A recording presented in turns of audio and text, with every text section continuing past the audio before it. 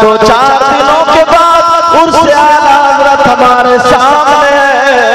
सबको मालूम है आला हजरत का नाम सुनते हो हर जगह पर नाम लिया जाता है, गली गली में बच्चे बच्चे को पता होता है, नारा लगाया जाता है, मगर आला हजरत है कौन? आला हजरत का कारनामा क्या है? आला हजरत ने क्या किया है ऐसा कि जिस गली में चाहे जलसा जिनका भी हो, मगर नारा आला हजरत का लगाया जाता है। उन्होंने कौन सा ऐसा काम किया?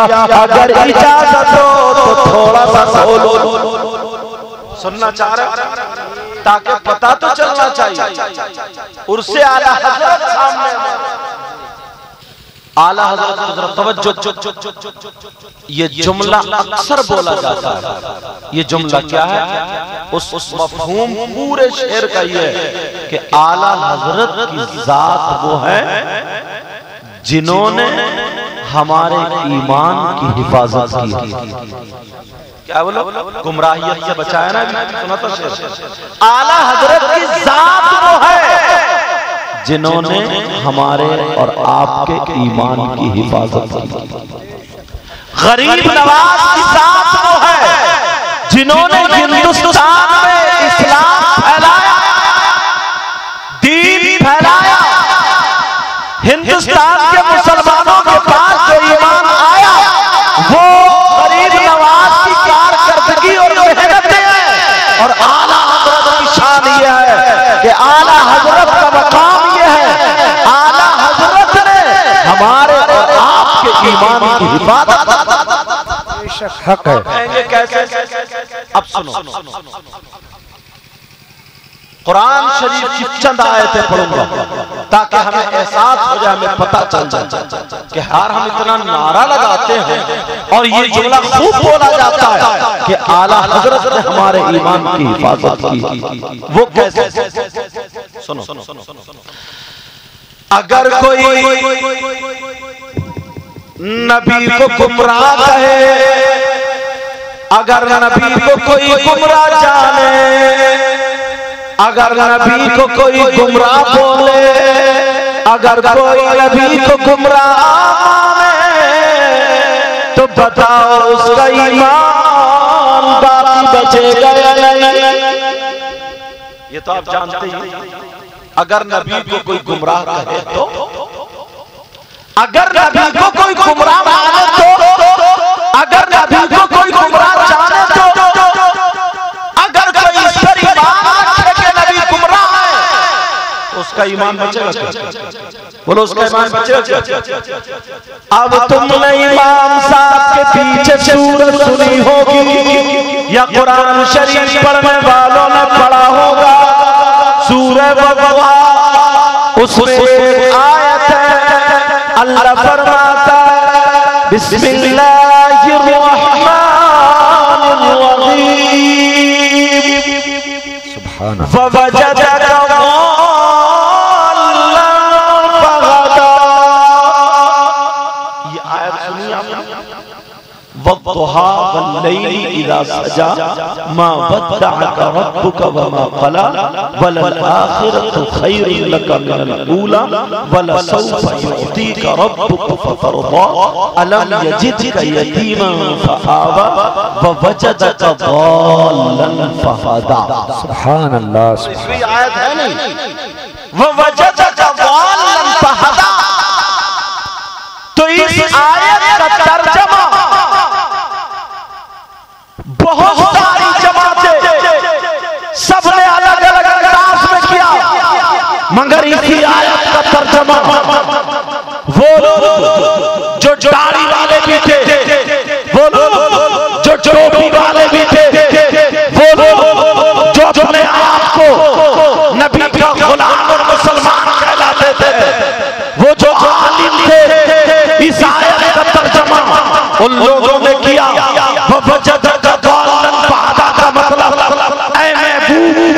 हमने आपको गुमराह पाया तो हिदायत दी।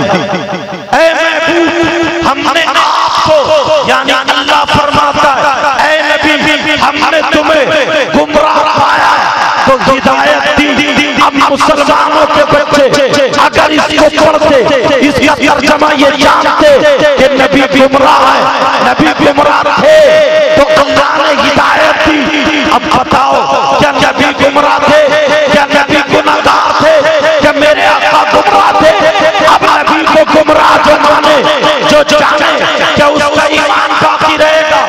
नहीं। तो फिर बरेली के इमाम ने अपनी जमीन नहीं खरीदी, बरेली के इमाम ने प्लॉट नहीं खरीदे, बरेली के इमाम ने अपना मकान नहीं बनाया, बल्कि वाला उठाया और उठा करके ये कुरान की आयत का जो लोगों ने तर्जमा गलत किया तो उन्होंने तर्जमा किया और बता दिया कि ये तर्जमा गलत है, गलत है। अगर कोई ऐसा ईमान रखेगा तो उसका ईमान नहीं रहेगा, क्योंकि नबी ना गुमराह थे, ना है, ना होंगे। मेरे आका सर से लेके पांव तक गुमराहियत से मामून है। जो नबी को गुमराह माने वो ईमान वाला नहीं। तो इस आयत का मतलब ये नहीं है, बल्कि इस आयत का मतलब है वजदका दालन फहदा, ऐ नबी, ऐ महबूब, हमने आपको अपनी मोहब्बत में खिंचता हुआ पाया तो तुम्हें आगे। सुभान अल्लाह। नारे तकबीर, नारे रिसालत, अज़मते आला हजरत, फैज़ाने आला हजरत, फैज़ाने किफायत अली शाह मियां हजरत अल्लामा मुफ्ती सैयद मुकीमुर रहमान साहब किबला। माशाअल्लाह। असली बात लोग समझते ही नहीं। असली बात आज जिधर देखो, चाहे वो खानका वाले हो या कोई भी हो, मालूम है हर तरफ मुखालिफत क्यों आला हजरत की होती। अरे आला हजरत ने उन पे फतवा लगा दिया, आला हजरत ने उन पे फतवा लगा दिया। आला हजरत ने किसी पे फतवा नहीं लगाया, आला हजरत ने उन पे फतवा लगाया जो शरीयत के खिलाफ। अब कुछ पीर ऐसे निकले, तवज्जो रखना, कुछ पीर ऐसे निकले जो औरतों से मुसाफा कर रहे थे। कुछ पीर ऐसे निकले कि औरतें बैठी हैं और साथ पांव दब रहे हैं, औरतें दबा रही हैं पांव। अब आला हजरत से पूछा गया, अगर कोई पीर औरतों से पांव दबाए, तन्हाई में औरतों से मिले, मुसाफा करे, गला मिले, तो क्या उस पीर से मुरीद होना जायज है? तो आला हजरत ने ये नहीं देखा कि मेरा रिश्तेदार है या मेरे शहर का रहने वाला है या हिंदुस्तान का है। हजरत ने कहा जो शरीयत के खिलाफ, अगर मेरा बाप भी है तो वो हमारा नहीं है। आला हजरत ने कहा ऐसे पीर से बैत करना, मुरीद होना चाहिए। जी जी जी जी हक है। अब वो पीर डंके बजा रहे हैं कि साहब उन्होंने उनको बुरा कहा। अरे तू पांव दबाई क्यों रे? जी डकैती तो तू कर रहा है और आला हजरत से दोस्त पिटने के तो ये पीर है। पांव दबाते दबाते औरतों ने गोश्त फुलफुला कर दिया। अब पांव नहीं दबाए, दो चार मोटी औरतें मिलकर ना ऐसे पीर का गला दबा, जो काम ही खत्म हो जाए। अब इसमें आला हजरत की क्या गलती है भाई? अगर किसी ने फतवा पूछा तो आला हजरत के शरीयत की बात नहीं बताते। तो अब जितने पीर थे ना, चाहे वो कोई भी सिलसिले के हों, जितने पीर ऐसे थे जो औरतों से मिल रहे हैं, मुसाफे कर रहे हैं, समझे, औरतों से गुलछर्रे उड़ा रहे हैं, हाथों दबा रहे हैं। एक पीर तो कम बखत है दाता, एक मुरीदा से अपनी पीठ रगड़वा रहे हैं। अंदाजा लगा, वो सर में तेल डाले, कह रहे अब्बा अब्बा अब्बा, और अब्बा फरहरी ले रहा। जरा सोचने की बात है, गौर करो, अपने आप को देखो। अगर कोई मुरीदा पीर से निकाह करना चाहे तो निकाह जायज है, और जिससे निकाह जायज है उससे पर्दा है। मुरीदा का पीर से पर्दा। अब अगर इस दौर में कोई ऐसा निकला और वो ये कह रहे कि साहब आला हजरत के मुखालिफ हो गया क्योंकि उनका फतवा उनके लिए, और डकैतों उनसे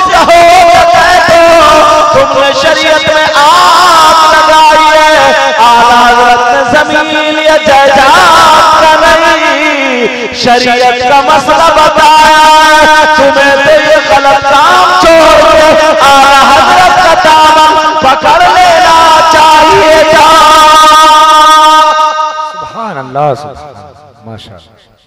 अब कुछ पीर ऐसे निकले वो ढोलक बाज थे, वो इतना ढोल बजाए, इतना ढोल बजाए, ढोल बजाते बजाते फांद के, अरे मत पूछो। अब आला हजरत ने पूछा बताओ ढोल जायज है? आला हजरत बोले ढोल जायज नहीं। यहाँ तक के कि अगर ढोल बजा करके कुरान शरीफ पढ़ो तो वो भी जायज नहीं। समझ में आ रही बात? वो भी जायज नहीं। अब कुछ लोग अच्छे काम में, जैसे मुहर्रम शरीफ है या जो भी अच्छा काम, उसमें भी अगर गलत काम मिला दो तो वो काम तो गलत ही होगा ना।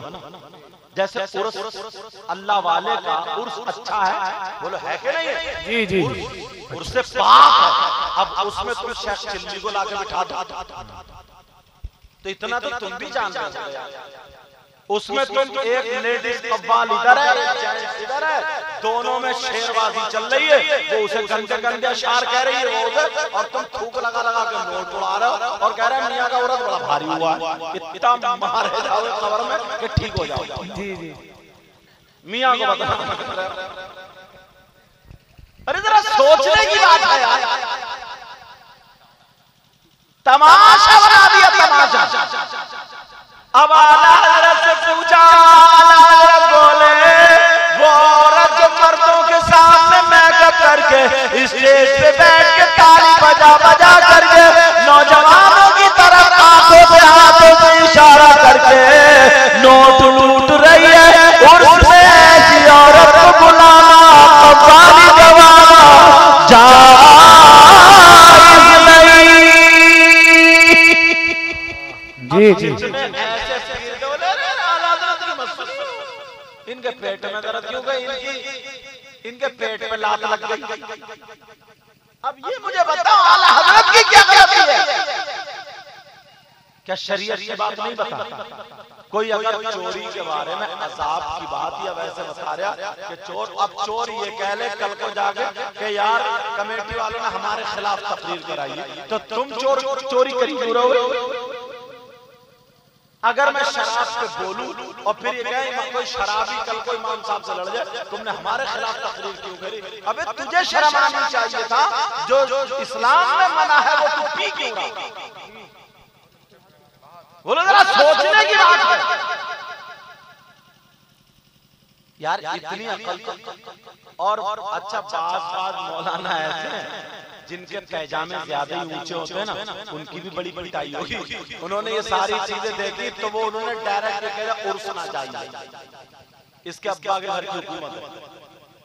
उर्स जायज है अगर मुहर्रम शरीफ इमाम हुसैन पाक का रोजा हो या करबला मोहल्ला का नक्शा हो तो वो भी जायज है। समझ रहे हैं मेरी बात? आला हजरत ने भी लिखा, मगर इसमें इतनी खुराफात है, इतनी चीज है। शादी नबी फरमाते अन्निकाह मिन सुन्नती, निकाह मेरी सुन्नत है। अब तुम उसमें रंडियां नचाओ तो वो किसकी सुन्नत है? जरा सोचने की बात है। अच्छाई में बुराई, तो हमें बुराइयों को मिटाना होगा, अच्छाइयों को सीने से लगाना होगा। जी जी जी, अच्छा पैगाम। समझ में आ रही? हमें बुराइयों को मिटाना होगा। तो अब वो क्या कहने लगे? बोले आला हजरत ने उन पे फतवा लगा दिया। ओ प्यारे सुनो, आला हजरत ने उन पे फतवा नहीं लगाया, बल्कि जो शरीयत के खिलाफ है उन पे खुद फतवा लग गया। आला हजरत ने अपने बाप की बात बताई थी बेटा मेरे चांद। आला हजरत ने अपने दादा की बात बताई थी, बोलो रसूल पाक की बात, बेशक कुरान और हदीस की बात बताई। तुम्हारे अंदर हिम्मत है तो काटो जी। मगर चिढ़ के चले जा रहे और पीछे पीछे करता फिर रहा, पीछे पीछे करो क्योंकि इसकी दुकान बंद हो रही, इसके पेट पे लात मारी जा रही। अब आला हजरत ने हमारे इमाम की इबादत हर घर में कुरान शरीफ, कितनी औरतें पढ़ती, कितने आदमी पढ़ते, उसका तर्जमा इन डकैतों ने कर दिया कि नबी गुमराह थे तो अल्लाह ने हिदायत दी। आला हजरत ने देखा किसी खानका वाले की नजर नहीं पहुंची, आला हजरत ने देखा नहीं, ना जाने कितने लोगों का ईमान चला जाएगा, खत्म हो जाएगा।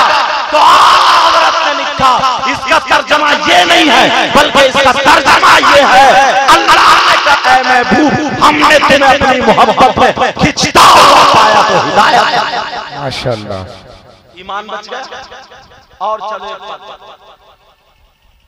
ये बताओ, क्या नबी गुनाहगार हो सकते हैं? नहीं, ये तो तुम सब जानते हो। और अगर कोई नबी को गुनाहगार माने तो वो कितनी नमाजें पढ़े, उसकी नमाजों का भरोसा है? नहीं नहीं, उसकी दाढ़ी टोपी का भरोसा है? उसके रोजे ज़कात का भरोसा, कितने बड़ा मुफ्ती हो उसका भरोसा है? नहीं नहीं, अगर जो नबी को गुनाहगार माने उसके ईमान का भरोसा है क्या? नहीं। अब 26वां सिपारा उठा, और अभी भी वो तर्जमे लिखे हुए हैं।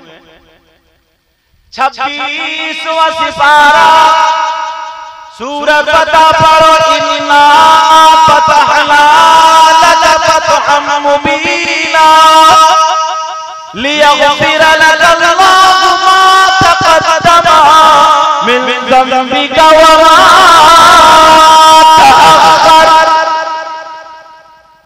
कुरान की आयत है, पढ़ते तो ना कुरान क्या? 24 घंटे मोबाइल पे मत पढ़े रहा करो, कुरान की आयतें भी देखा करो है क्या। आला हज़रत की हकीकत को पहचानो। उन लोगों ने इसका तर्जमा कर दिया, ये सुनने की बात है, काम की। कहा लियग़फ़िर लक अल्लाहु मा तक़द्दम मिन ज़ंबिका व मा तअख़्ख़र।